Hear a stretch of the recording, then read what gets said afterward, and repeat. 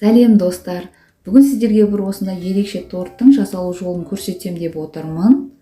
Бұл торт ешқандай пешті қажет етпейтін, қолжетімді заттардан жасалатын, өте бір ерекше, дәмді крем суфле торты. Видеоның соңына дейін қарап, менімен бірге болыңыздар.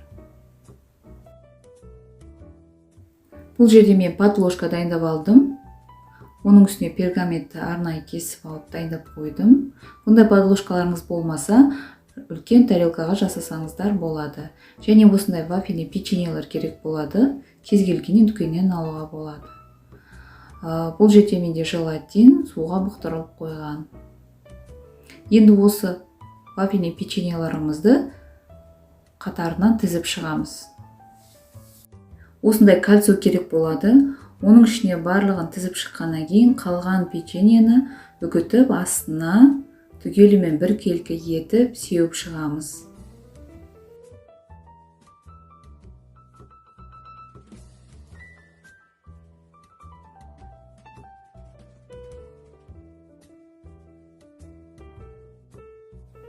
Бізге салқын клейгей керек болады. Осы клейгейді миксердің көмегімен әбден араластырып аламын. Ешқандай қант қоспайсыздар. Осындай болып шығу керек. Желатинді су моншасында немесе микротолқынды пеште осылай ертіп аласыздар. Енді дайындап алынған біздің варенкамыздың үстіне осы желатинді ситадан өткізіп, блендердің көмегімен енді варенкамен осы желатинді жақсылап тұрып біркелкі етіп араластырып алу керек.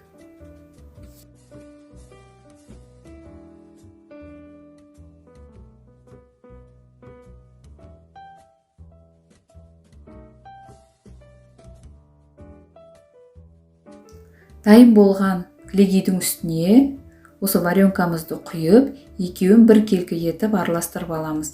Сол кезде бізде крем-брюле кремі шығады.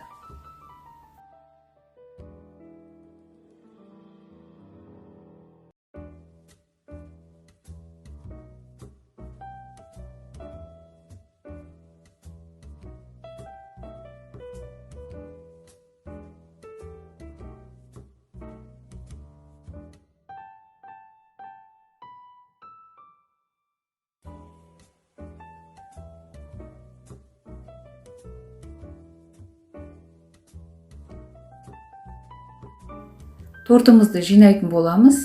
Енді осы дайын болған кремді алдын ала дайындап қойған формамызға біркелкі етіп салып, түгелімен әдемелеп жайып шығу керек.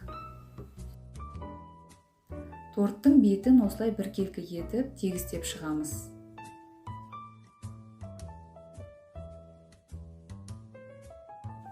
Дайын болған тортты тоңазытқышқа кемінде 2-3 сағатқа қойып қою керек. Сол кезде біздің желатиніміз қатып, торт өз пішінін ұстайтын болады.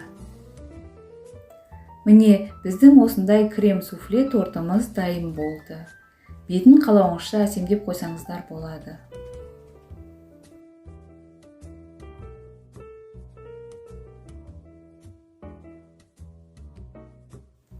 Сіздерге кесіп көрсетейін.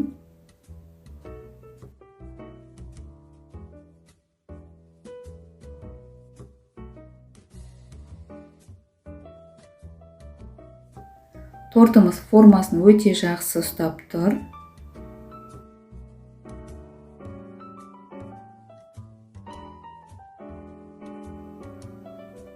Дәмі де өте керемет болып шығады екен. Осындай торттарды өз ойларыңыздан қосып, сан алуан түрлерін жасасаңыздар болады. Видеоны көріп тамашалағандарыңыз үшін рахмет. Астарыңыз дәмді, отбасыларыңыз аман болсын.